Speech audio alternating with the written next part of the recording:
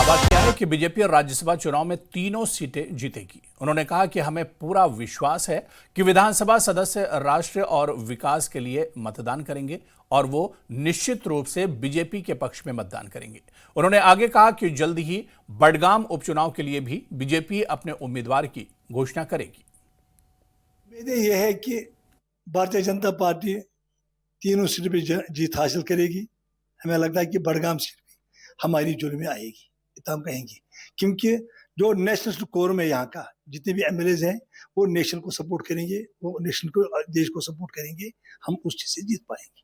अच्छा, national conference ने 4 सीटों पे 4 उम्मीदवार उन्होंने अपना जो नॉमिनेशन है वो सबमिट किया, बीजेपी ने सिर्फ 3। तो आप लोग दावा कर रहे हैं कि जो आपने 3 जगहों पर नॉमिनेशन फाइल किया है, आप तीनों पर जीत दर्ज करेंगे, लेकिन कई मकामात पर आपके जो नंबर्स है वो काफी कम है। तो किस तरह से आप ये दावा कर रहे हैं आप जीत जाएंगे? मैंने ये बोला कि जितने भी यहाँ एमएलए साहिबान हैं वो नेशन को सपोर्ट करें।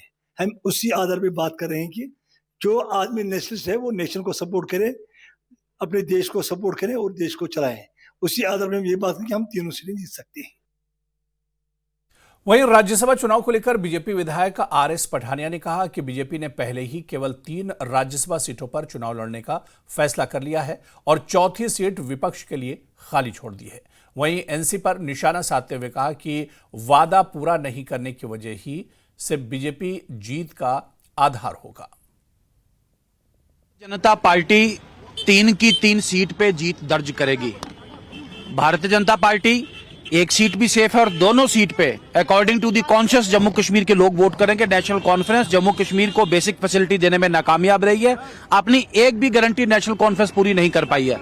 मुझे पूरी उम्मीद है तीनों की तीनों सीटें भारतीय जनता पार्टी भारी मैंडेट के साथ जीतेगी। चौथी सीट पे क्या हमने 3 फॉर्म भरे हैं, अभी हमने चौथी सीट खुली छोड़ी है इनके लिए।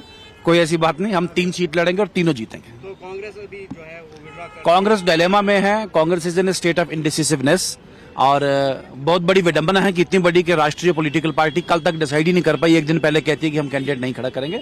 दिस इज अनफॉर्चुनेट और telling upon the quality and the quantity of the Congress leadership in Jammu and Kashmir.